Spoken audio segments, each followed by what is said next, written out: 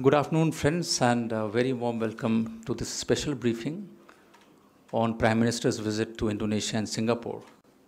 This will not be followed by my weekly briefing. And the simple reason is that we have the annual press conference by our External Affairs Minister on Monday. So after the opening remarks by Secretary East, Preeti Saran, I also have Joint Secretary South, Manish. After opening remarks by the Secretary, we will have some time for questions and answers. Ma'am, the floor is yours. Thank you, Ravish. Good afternoon, dear friends, and very warm welcome to the Ministry of External Affairs this afternoon for this special briefing for our Prime Minister's visit to Indonesia and to Singapore, which will be from 29th of May to 2nd of June. During this visit, our Prime Minister will also deliver the keynote address at the Shangri-La Dialogue in Singapore on 1st of June. This is our Prime Minister's first official visit to Indonesia and his second official visit to Singapore. You would recall that in 2015, our Prime Minister had gone in March for the funeral of Prime Minister Lee Kuan Yew, and then in November made his first official visit. For those of you who have been following developments of our bilateral relations with the Southeast Asian countries would have noticed that in the last 4 years, we have had visits to all the 10 ASEAN countries at the highest level, that is at the level of our President, our Vice President, and our Prime Minister, who have covered all the 10 ASEAN countries. Our Prime Minister's visit takes place to Indonesia and to Singapore in this context of continued engagement with a very important part of the region with whom we attach a lot of importance, which symbolizes our commitment to deepening relations with ASEAN states in particular and with the Indo-Pacific region in general within the framework of our Act East policy that was articulated by Prime Minister 4 years back at the India-ASEAN Summit in Naypyidaw in 2014. This visit also takes place in a landmark here in the context of India-ASEAN relations. You would recall that we were very proud to have hosted all the 10 leaders for the ASEAN-India Commemorative Summit in January this year, when we celebrated 25 years of our dialogue partnership, 15 years of our summit partnership, and 5 years of our strategic partnership with ASEAN.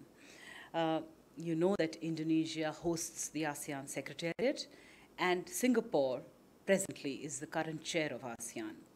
Next year, we will celebrate 70 years of India-Indonesia diplomatic relations. I'll move on to country-specific details. As far as Indonesia is concerned, I already mentioned that it's his first visit by our Prime Minister at the invitation of the President of Indonesia, President Joko Widodo, who, as you would recall, had visited India on a state visit in December 2016. And of course, he was here again in January this year for the ASEAN-India Commemorative Summit. Our Prime Minister and President Jokowi had first met officially in Naypyidaw in 2014. And of course, they have been meeting on the margins of, interacting on the margins of the ASEAN-related summits each year since then, and at the G20 and other forums as well. With Indonesia, we share very deep historical civilizational linkages. We share common values of democracy, of pluralism, and of course respect for rule of law. India and Indonesia have had millennia-old contacts. Indonesians themselves acknowledge that Hinduism, Buddhism, and Islam all traveled to Indonesia from India. Our respective struggles for freedom from colonial rule was also marked by close friendship and collaboration at the level of our leaders, both fighting for independence of our respective countries. President Sukarno was the first foreign head of state to have visited India as the chief guest for our Republic Day. And so we've had actually 3 leaders from Indonesia as chief guests to our Republic Day, most recently, of course, being President Jokowi himself. We are, of course, very strong maritime neighbors and strategic partners. Since 2005, we have had a strategic partnership with Indonesia, and it plays a very vital role. The country plays a vital role in advancing India's Act East policy and in deepening our relations with ASEAN, being the largest economy and the largest country in the ASEAN. We are in fact natural partners in the Indo-Pacific region. Indonesia is our maritime neighbor, in fact our closest maritime neighbor, and a key economic partner for India and ASEAN. It is also our largest trading partner in ASEAN. We import large quantities of crude palm oil and also coal from Indonesia. In turn, we export a lot of agricultural products, including bovine meat, and there is potential for other agricultural products as well. Our bilateral trade has increased just within a decade 4 times. So today it's about $18 billion. Indian companies have made significant investments in Indonesia. And according to a study, the cumulative Indian investments in Indonesia is over $15 billion. And it creates about 250,000, so 250,000 jobs is created by Indian companies in Indonesia. The Indian investments are in the sectors of infrastructure, power, textiles, steel, automobiles, mining, banking, and consumer goods. India and Indonesia have robust bilateral mechanisms for cooperation. In just 1 year alone, since President Jokowi's last visit, that is the December 2016 visit, we've had high-level ministerial interactions at the level of our foreign ministers, defense ministers, commerce and industry ministers, energy ministers, as also the first security dialogue. In fact, this year particularly started on a very propitious note with the visit of our external affairs minister to Indonesia for the Joint Commission meeting, followed soon thereafter by the first security dialogue and the visit of our their national security advisors, very substantive meeting with our NSA. And of course, President Jokowi visited in January as well. Key areas of cooperation for the future really is in pharmaceutical sector, in space, in defense and security, and infrastructure. I'll just give you a little, some details about the program element of our Prime Minister. He'll reach there on 30th of May. The main day of engagement is 31st. No, sorry, 30th. So he reached on 29th and the main day of engagement is 30th. He'll begin by going to the Kalibata National Heroes Cemetery. Thereafter, he'll reach the President's Palace where he'll be accorded a ceremonial welcome, a guard of honor, hold a tete-a-tete, and then followed by bilateral delegation-level talks. There are some agreements that are under discussion in the area of defense, space, and science and technology, which are still being negotiated. So we'll share details as we go along. Thereafter, our leaders will visit the National Museum and inaugurate a kite festival.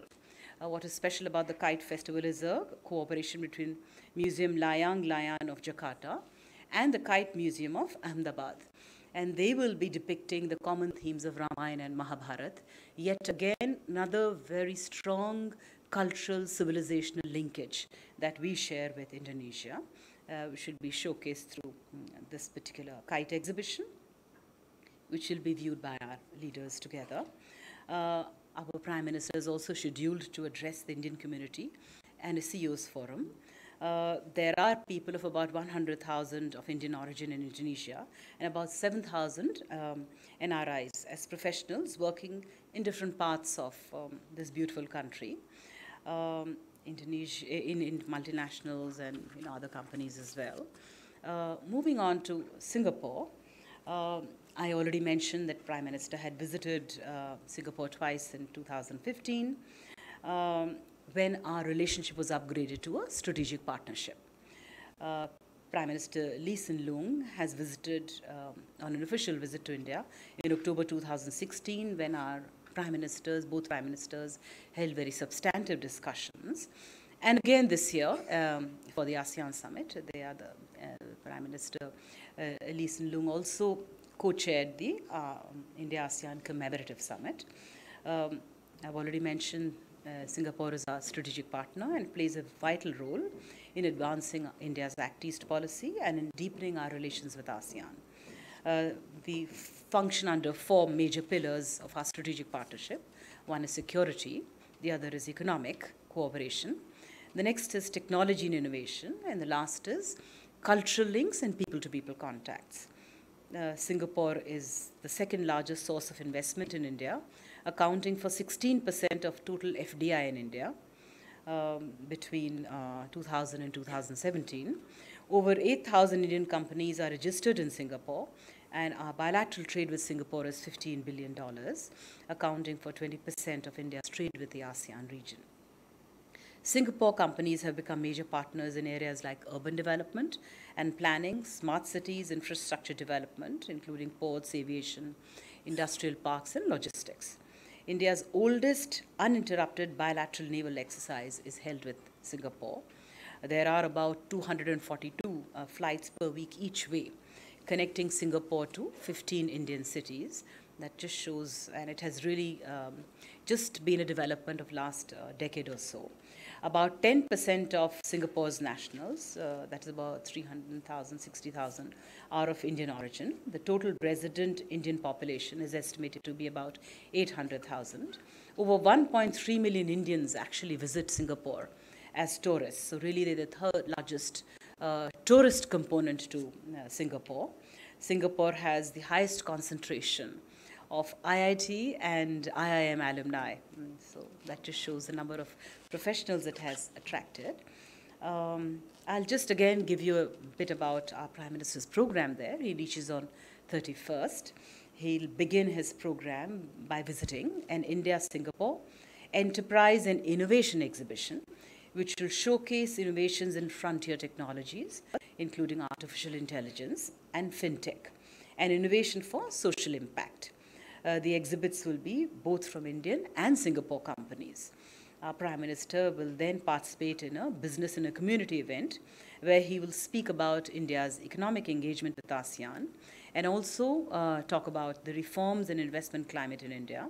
Several business agreements are expected to be signed during that particular event.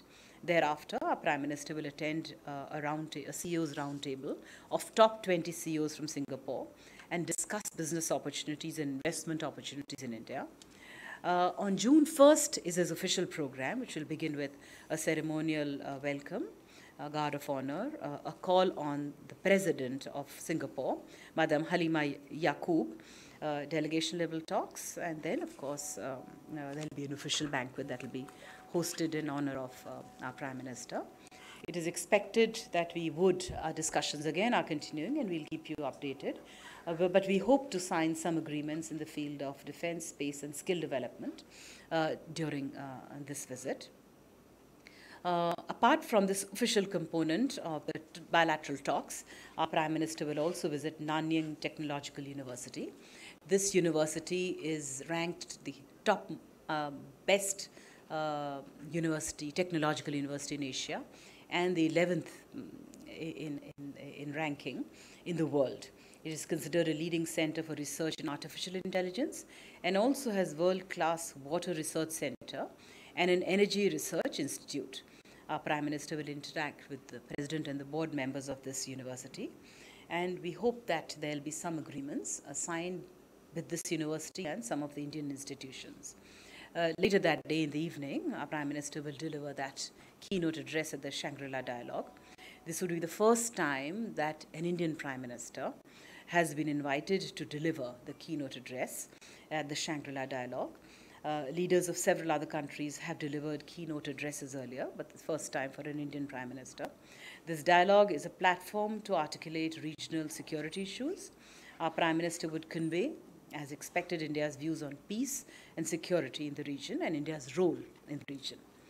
The following day, that is on 2nd of June, our Prime Minister will unveil a plaque of Mahatma Gandhi at the Clifford Pier. This is the place where Mahatma Gandhiji's ashes were immersed in the sea on 27th of March, 1948. Our Prime Minister is also likely to visit some cultural sites which bring a close connect between India and Singapore. He will then visit the India Heritage Center, where he'll inaugurate a special exhibition on Indian symbols and scripts and handicrafts. And then before departure, our Prime Minister will visit the Changi Naval Base, where he will visit an Indian naval ship that is visiting and interact with officers and sailors of the Indian Navy and the Royal Singapore Navy. I'll stop here just to say that I'm happy to take questions, but that Prime Minister looks forward to his visit to these two very important countries with whom we have strategic partnerships. And he looks forward to continuing the substantive discussions that he's held with the leaders in January earlier this year. Thank you. Thank you, ma'am. Now the floor is open to questions. Yes, please.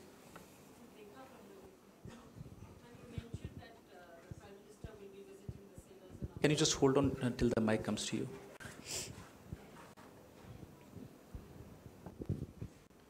I'm Rekha Dixit from The Week magazine. You mentioned that there's an Indian naval ship there on a tour, on a visit, and the Prime Minister will be interacting. Could you name the ship, ma'am, please? I don't have the details, I'm sorry. I'll get you the details. We'll share the details with you later. Ranjit.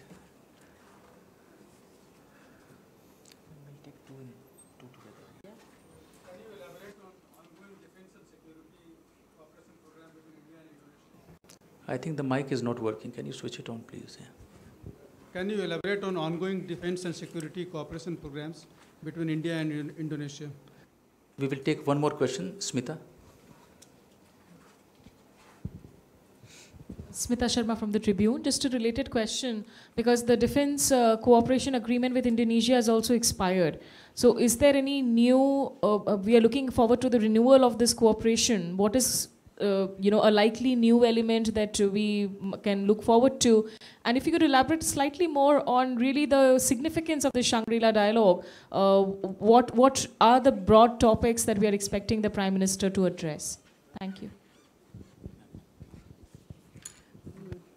As far as defense cooperation with Indonesia is concerned, I think our talks with them have intensified in recent years, and that is quite obvious by the fact that we had a defense ministers meeting and the NSA level talks. Because they are our maritime neighbor, certainly there is interest on maritime domain awareness and about cooperation in the maritime sector. So really, Navy-to-Navy cooperation is an important element. Discussions are underway. Yes, you're right that we are also talking in terms of renewal of the defense cooperation. But we'll be able to share more details after the agreement has been signed and renewed.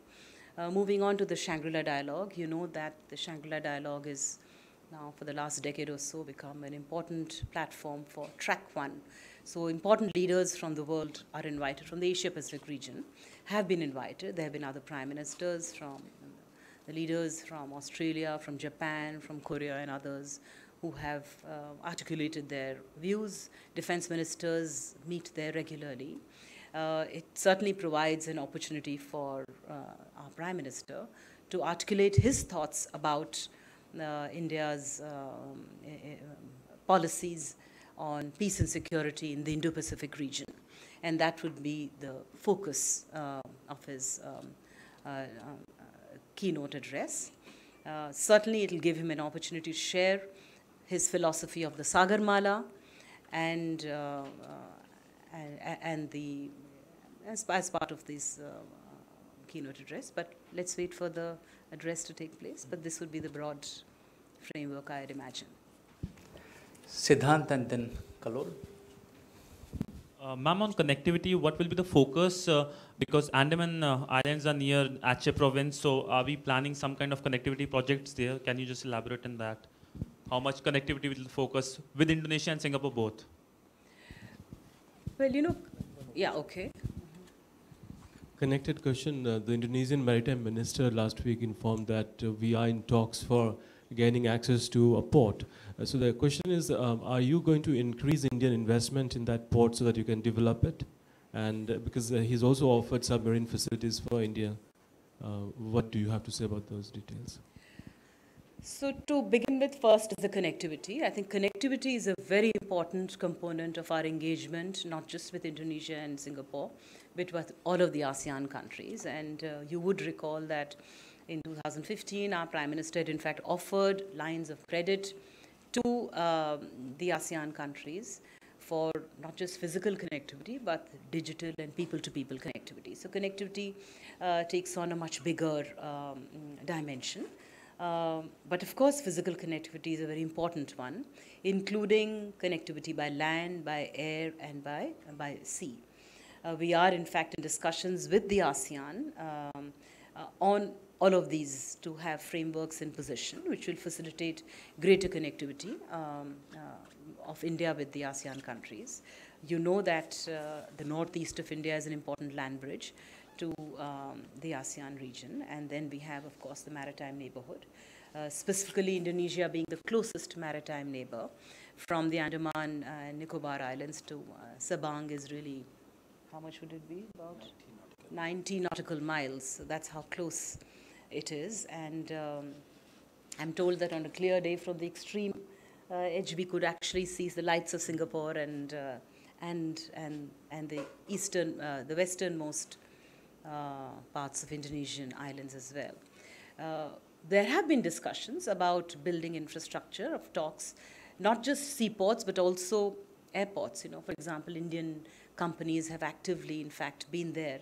In Philippines, for example, just recently, there has been some announcements about GMR participating in airport projects. And so there would be a lot of interest amongst Indian companies to participate in infrastructure, building infrastructure, ports, airports, etc. And that has been an ongoing discussion with Indonesia.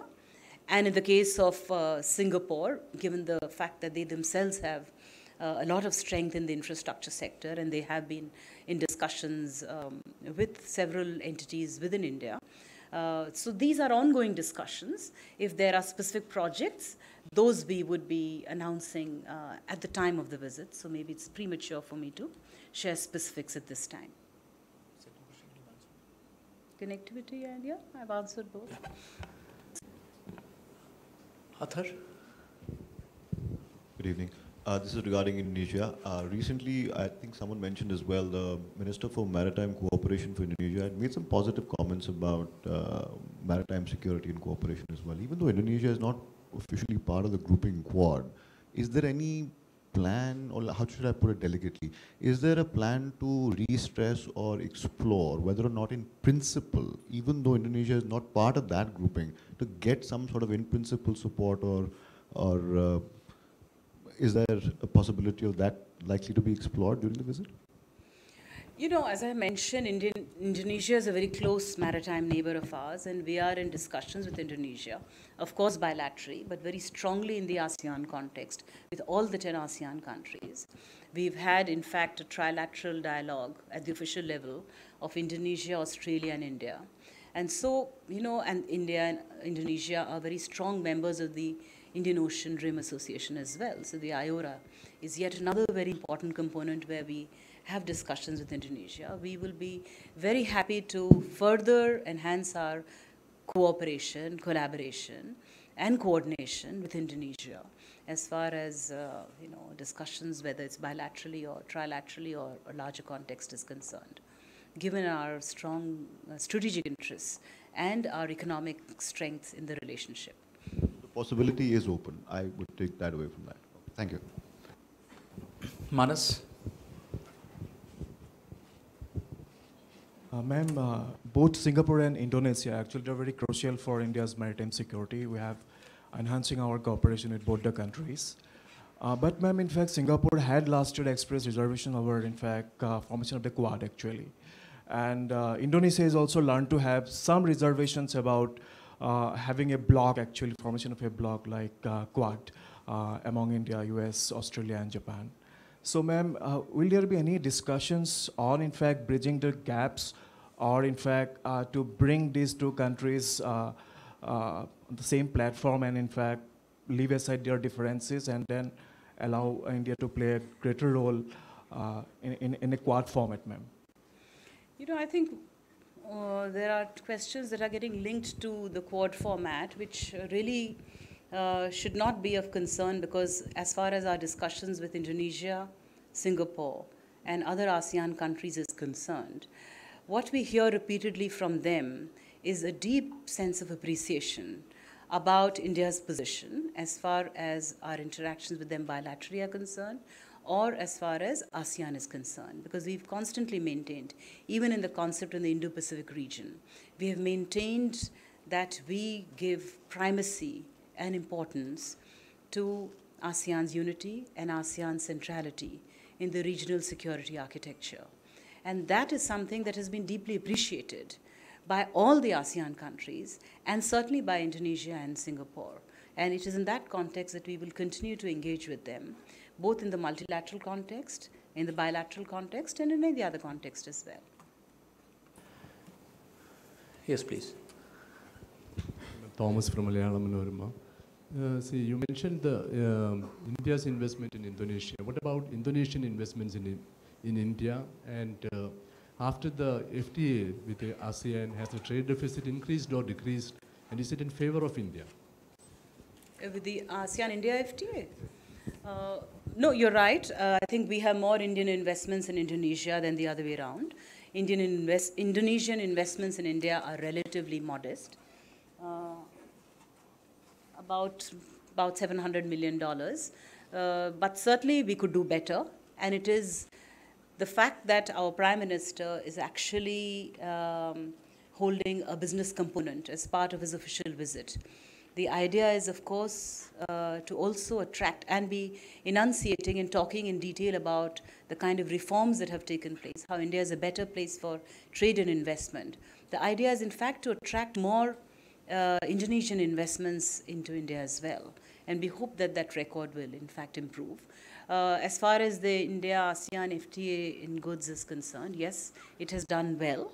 It has certainly helped enhance bilateral trade. I don't have the breakup figures individually, but certainly I'd be happy to share those figures of what has been the trend vis-a-vis Indonesia. But our trade with them has certainly improved 4 times, from about $3 billion just a decade back to $15 billion speaks for itself. We will take the last 2 questions, Akhilesh and Ranjit. Okay, last 3 questions. Ma'am, has there been any improvement as far as the Quad itself is concerned? Because we had informal talks on Quad, but there has been no official, higher level talks on Quad. So has there been any improvement? No, Akhilesh, this is not linked to the visit. I think Quad question has been answered by Secretary. I will not take any other question on Quad. Ranjit. Since many heads of states would be attending Shangri-La dialogue, would Prime Minister would be interacting with them bilaterally? Okay, any other question? The last question. Again. Okay, you ask your question, then I'll decide. I'm just a little confused. Are we saying that Indonesia might join in at some point? You are saying? No, I'm asking you, are you saying that? I'm a little confused. Not very sure what to... That would be for Indonesia to respond, not India. So is there anything... Are you all going to ask them? Is India going to ask? Or is there any move in that direction? That's all I'm just a little confused. I'm not aware. And as far as the bilateral, any other meetings on the margins of the Shangri-La dialogue are concerned, his program is still evolving. There's still a week's time to go before the visit begins. And so certainly if it's an important bilateral meeting, you will be informed of it. But this is, it's still evolving. But Prime Minister has a very busy schedule in both cities. So. Has been answered? Thank you very much. This concludes this special briefing. Thank you, ma'am. Thank you, Manish. And thank you all for joining.